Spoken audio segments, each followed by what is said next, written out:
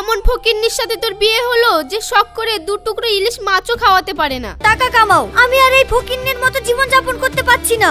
ও আবার কোথাও কোনো বড় লোকের মেয়ের সাথে? খবরদার চাচা। ম্যাম, আপনি এসব কি বলছেন? সাহেব স্যার সামান্য একটা সুপারভাইজারের কাজ কেন করবে?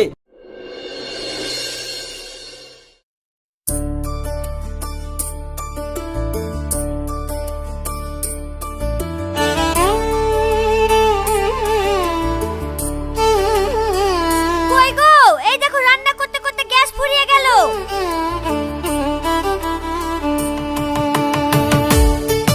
ওগো, এই দেখো গ্যাস ফুরিয়ে গেছে, তুমি তাড়াতাড়ি গ্যাসটা ভরে এনে দাও তো।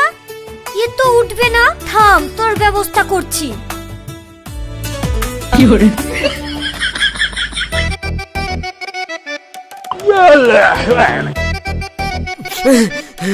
কে কে কে কে কে? রুমিতা, আমার নাক মুখ কে চেপে ধরেছিল? এক্ষুনি তো আমি মরে যাচ্ছিলাম। আমি তোমার নাক ধরেছিলাম, সেই 5 মিনিট ধরে তোমাকে আমি ডাকছি, তোমার ঘুমই ভাঙছে না। ওদিকে আবার আমার রান্নাঘরের গ্যাস শেষ হয়ে গেছে, কে এনে দিবে? যাও তাড়াতাড়ি গ্যাস ভরে এনে দাও। গ্যাস আনতে যাবো ঠিক আছে, তাই বলে এইভাবে নাক মুখ চেপে ধরে ঘুমের ঘরে এক্ষুনি যে আমি মরে যেতাম।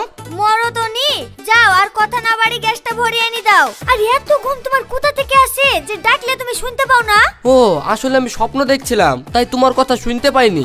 এবার উঠিও পড়েছো, আবার আমার কথা শুনতেও পেয়েছো। যাও এবার তাড়াতাড়ি গ্যাসটা ভরে এনে দাও, না তো রান্না বান্নাও হবে না আর তুমি অফিসেও যেতে পারবে না। হ্যাঁ হ্যাঁ ঠিক আছে, আমি এক্ষুনি যাচ্ছি।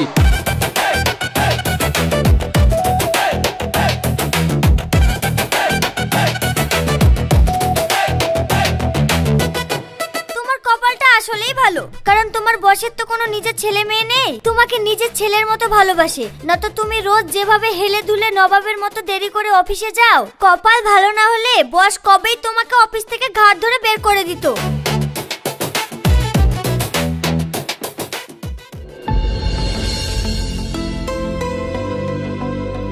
সাহেব সাহেব, সর্বনাশ হয়ে গেছে, বৌমা অফিসে চলে এসছে। কার বৌমা? আরে আমার বৌমা, মানে তোমার বউ। রুমিতা অফিসে চলে এসেছে তো আপনি ওখানে কি করছেন? তাড়াতাড়ি আপনি চেয়ারে বসেন আর আপনার ড্রেসগুলো আমাকে দেন, আমার ড্রেসগুলো আপনি নেন।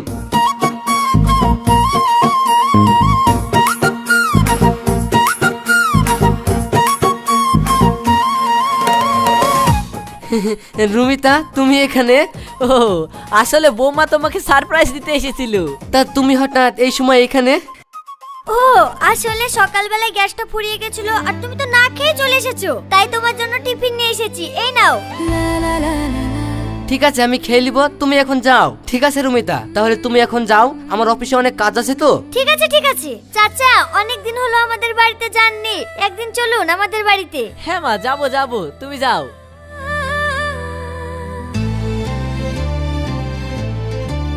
বাপ সাহেব, তোমাকে একটা কথা বলবো। হ্যাঁ বলেন চাচা। আচ্ছা, তুমি এত বড় একটা কোম্পানির মালিক, কিন্তু তুমি রুমিতামাকে বলেছো তুমি এই কোম্পানির সামান্য একটা কর্মচারী। আবার তুমি বিদেশে ঘুরতে গেলে বলো কোম্পানি থেকে তোমাকে ট্যুরে পাঠিয়েছে। আবার আমার সাথে অফিসের কোনো কাজে গেলে তুমি আমাকে নিজের বস বলে দাবি করো।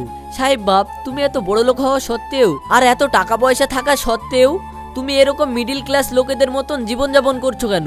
জানেন চাচা, আমার দিনের শুরুটা হয় রুমিতার সাথে দুষ্টু মিষ্টি ঝগড়া করে। আবার দেখো না, আমি না খেয়ে এসেছি বলে ও আমার জন্য অফিসে পর্যন্ত টিফিন নিয়ে আসলো। ও যদি জানতে পারতো আমি এত টাকার মালিক, আমার খাবার কিনে খাওয়ার সামর্থ্য আছে, তাহলে ও কি আমার জন্য এতটা দরদ দেখাতো না। তাই আমি এরকম মিডল ক্লাস ফ্যামিলির মতো চলাফেরা করি, কিন্তু আমি কোনোদিনও তাদেরকে অভাবে রাখিনি। ঠিক আছে সাহেব বাপ, তাহলে তুমি তোমার কাজ করো, আমি আবার ওইদিকার কাজগুলো সেরে নিই। এই নাও, এখন বৌমা চলে গেছে, তুমি তোমার পোশাক নিয়ে নাও আর আমাকে আমার পোশাক দিয়ে দাও।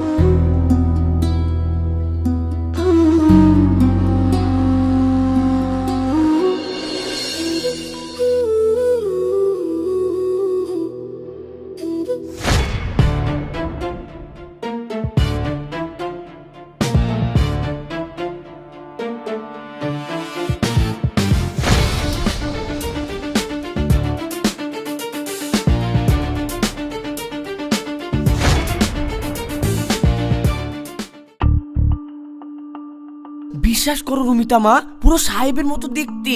আরে সাহেবের মতো দেখতে কেন বলছি, ও তো পুরো সাহেবই। আর 1 বান্ডেল টাকা সাহেব একটা বৃদ্ধ লোককে দিয়ে দিল। এসব আপনি কি বলছেন চাচা? সাহেব এক বান্ডিল টাকা কোথায় পাবে? ও তো সামান্য একজন সুপারভাইজারের কাজ করে। আরে আমিও তো সেটা ভাবছি, সাহেব একটা সুপারভাইজারে কাজ করে আরো এত টাকা কোথায় পেলো? দেখুন চাচা, আপনার হয়তো কোথাও ভুল হচ্ছে। আপনি মনে হয় সাহেবকে না অন্য কাউকে দেখেছেন, যে সাহেবকে মনে করছেন। না না না না না না, আমার তো এত বড় ভুল হতে পারে না। আমি আমার স্বামীকে এত বছর ধরে দেখছি, আমাকে একটা শাড়ি কিনে দিতে গেলে 7 বার করে ভাবে, আর এক বান্ডিল টাকা ফকিরকে দিয়ে দেবে, তাই কখনো হয়? চাচা, আপনার নিশ্চয় কোথাও ভুল হচ্ছে। আমি সাহেবকে দেখলাম তাই তোমাকে কথাটা বললাম। ঠিক আছে, তুমি একবার ভেবে দেখো। কিন্তু ও আবার কোথাও কোনো বড় লোকের মেয়ের সাথে। খবরদার চাচা, আপনি আমার স্বামীর নামে একটাও বাজে কথা বলবেন না। ঠিক আছে, তাহলে আমি আসছি মা, আর তুমি তোমার স্বামীকে একটু নজরে রেখো।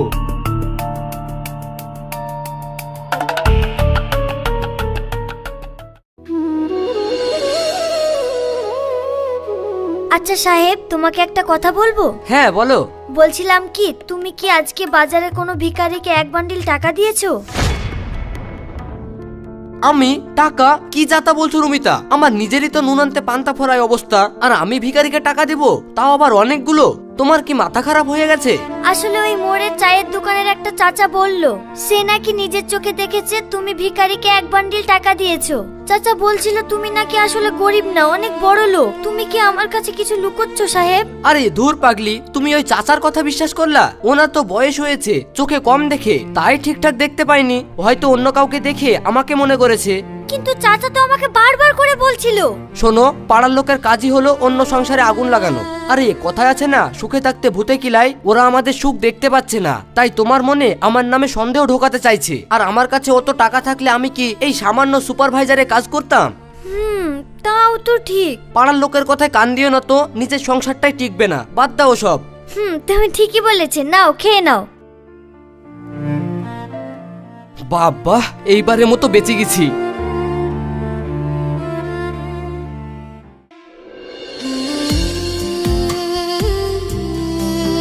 রুমিতা, এই রুমিতা। আরে বোন তুই, আয় আয় তাড়াতাড়ি আয়, ভেতরে আয়।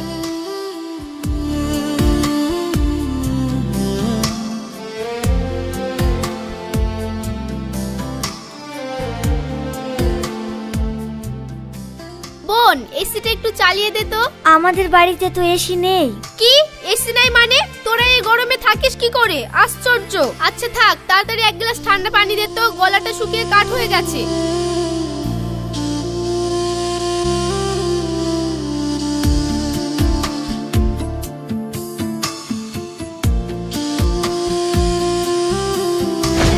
ছি, এটা কি পানি দিলি? পানি তো গরম। তোদের ঘরে কি একটা ফ্রিজও নেই নাকি? আর গরম পানি দিচ্ছিস যে? না বোন, আসলে আমাদের ফ্রিজ এখনো কেনা হয়নি। ও ডিসকাস্টিং। তোদের এই ফকিন্নির মতো অবস্থা কেন বলতো? তোর স্বামীকে তুই বলিসনি যে সারা জীবনে শুধু সামান্য চাকরি করলেই হবে না, পাশাপাশি কোনো ব্যবসাও করতে হবে, ঠিক আমার স্বামীর মতন? না মানে, আসলে তোর দুলাভাই চেষ্টা করছে। ছাই চেষ্টা করছে। শোন, শুধু চাকরি দিয়ে জীবনে কোনো কিছু হয় না। জীবনে বড় কিছু করতে গেলে ব্যবসা লাগে। তোর বরকে বলবি চাকরির পাশাপাশি কিছু একটা ব্যবসা করতে, নইলে সারা জীবন চাকরির গোলামি করে গরমে পড়ছে মরতে হবে। তাছাড়া তোর দুলাভাইকে দেখ, আগে সে চাকরি করতো আর এখন সে বড় বিজনেস করে, তাই এখন আর আমাদের কোনো অভাব নেই। ঠিক আছে, তোরা বস, আমি তোদের জন্য রান্না চাপাই।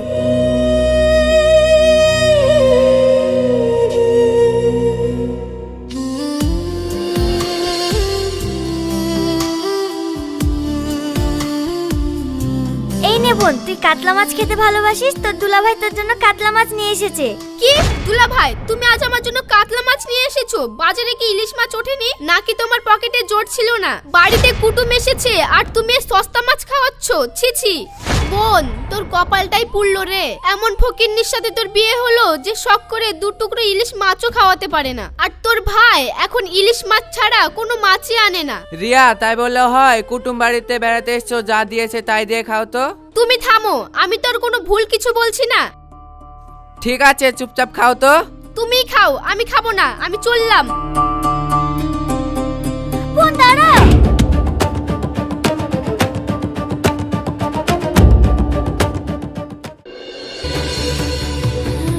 সাহেব, বোন তো ভুল কিছু বলেনি, বোন ঠিক কথাই বলেছে। এখনকার যুগে সেই সামান্য সুপারভাইজারের কাজ করে কি দিন চলে? বোন আমার বাড়িতে এলো, ভালো মন্দ কিছু খাওয়াতে পারলাম না, এর যে লজ্জার কি আর হতে পারে বলো দিনি? রুমিতা, তুমিও আমাকে এমন কথা বলছো? আমি তো সাধ্যমতো চেষ্টা করি, কোনোদিন তো তোমাকে অভাবে রাখিনি। অভাবে রাখুনি মানে? আমি মুখ বুজে সহ্য করে আছি তাই? শোনো, এই সামান্য চাকরিতে বড় লোক হওয়া যাবে না, পাশাপাশি কোনো ব্যবসা শুরু করো, টাকা কামাও। আমি আর এই ফকিন্নের মতো জীবন যাপন করতে পারছি না। আমার জীবনে অনেক শখ আহ্লাদ আছে, কিন্তু তোমার জীবনের অবস্থা দেখে আমি কোনোদিন কিছু তোমাকে বলিনি। কিন্তু সারা জীবন তো আর এইভাবে থাকা যায় না, তুমি চাকরির পাশাপাশি কোনো একটা ব্যবসা শুরু করো। আমি এখন কি করে ব্যবসা করব? সারাদিন তো আমার ওই অফিসেই কেটে যায়। আমি জানি না তুমি কি করবে, কিন্তু আমি তোমার সাথে এইভাবে চলতে পারবো না, ব্যাস।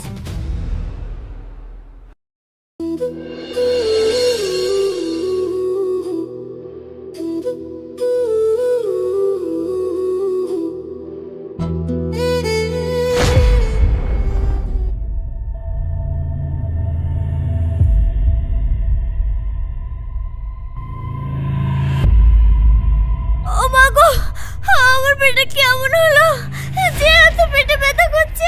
ও মা গো! কি হলো রুমিতা? সাহেব, আমার পেটে খুব ব্যথা করছে, আমি সহ্য করতে পারছি না। তুমি একদম ভয় পেও না রুমিতা, আমি এক্ষুনি অ্যাম্বুলেন্স ডাকছি।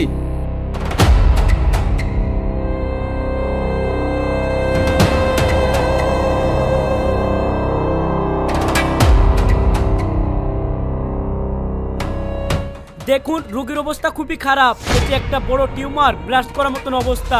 রোগীর এক্ষুনি অপারেশন করতে হবে। অপারেশন? কত টাকা লাগবে ডাক্তার বাবু? প্রায় 5 লক্ষ টাকা মতন, আর টাকাটা এক্ষুনি জমা দিতে হবে। আর দেরি করলে কিন্তু রোগীকে বাঁচানো অসম্ভব হয়ে যাবে। ঠিক আছে ডাক্তার বাবু, আপনি অপারেশন করার ব্যবস্থা করুন, আমি এক্ষুনি টাকার ব্যবস্থা করছি। ওকে, আপনি টাকার ব্যবস্থা করুন। যাক, আল্লাহ তোমাকে বিপদমুক্ত করলেন। জানো রুমিতা, তোমাকে নিয়ে আমি কতটা চিন্তায় ছিলাম, মনে হচ্ছিল আমার দুনিয়াটা অন্ধকার হয়ে আসছে। যাক, ভালোভাবে অপারেশনটা হয়ে গেছে, আল্লাহর কাছে লাখ লাখ শুকরিয়া। এক্সকিউজ মি, একটু সাইড দিন তো, পেশেন্টকে চেক আপ করতে হবে। আরে স্যার, আপনি এখানে? আরে ডাক্তার বাবু, আপনি কাকে স্যার বলছেন? আপনার হয়তো কোথাও ভুল হচ্ছে। আমার কেন ভুল হবে স্যার? আমার কোনো ভুল হচ্ছে না। আর আপনাকে আমি কি করে ভুলবো? আপনার সেই অনাথ আশ্রমে পড়েই তো আজকে আমি এত বড় একজন ডাক্তার হতে পেরেছি। আরে ডাক্তার বাবু, আপনি থামেন তো, আপনি এসব কি বলছেন? ডাক্তার বাবু, আপনার কথা ভুল হচ্ছে। ও তো একটা সামান্য বেতনে সুপারভাইজারের কাজ করে, আর ও অনাথ আশ্রম চালাবে কি করে? সামান্য বেতন? ম্যাম, আপনি এসব কি বলছেন? সাহেব স্যার সামান্য একটা সুপারভাইজারের কাজ কেন করবে? আর উনি তো একজন কোটিপতি।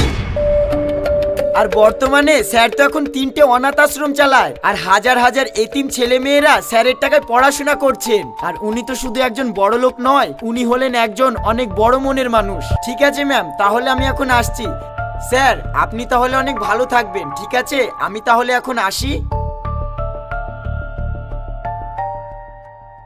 সাহেব, তুমি এত বড় লোক হওয়া সত্ত্বেও কেন তুমি নিজেকে এভাবে লুকিয়ে রেখেছিলে? দেখো রুমিতা, আমার এই বড় লোকের চলাফেরা একদম ভালো লাগে না। আর জানো, মানুষ যখন অনেক বড় লোক হয়ে যায় তখন তাদের মধ্যে একটা অহংকার চলে আসে। তারা এতটাই ব্যস্ত হয়ে পড়ে যে একে অপরকে দেওয়ার জন্য একটু সময় তাদের হাতে থাকে না। আমি আমাদের মাঝে এই দূরত্বটা চাইনি। আমি চেয়েছিলাম তোমাকে মন ভরে ভালোবাসতে, তোমাকে অনেকটা সময় দিতে। তাই আমি নিজের আসল পরিচয় লুকিয়ে এতদিন আমি গরিবের মতো চলাফেরা করেছি, যাতে শুধু আমাকেই তুমি ভালোবাসো। সাহেব, তুমি আমাকে মাফ করে দিও। আমি কিছু না বুঝি বাড়ির লোকের কথাই নেচে আমি তোমাকে কত অপমান করেছি, তোমাকে কত ছোট করেছি, তোমাকে ব্যবসা করার জন্য কত চাপ দিয়েছি, অথচ আজ আমি মৃত্যুর মুখ থেকে তোমার কারণে ফিরে এসেছি। আমি খুব খারাপ স্ত্রী সাহেব, তুমি আমাকে ক্ষমা করে দিও। আরে পাগলি, কাঁদছো কেন? ওসব কথা একদম মনে রাখবে না। আপন মানুষের উপর কি রাগ করে থাকা যায়? তুমি যে সুস্থ হয়ে গেছো এটাই আমার কাছে অনেক। ওসব পুরনো কথা বাদ দাও।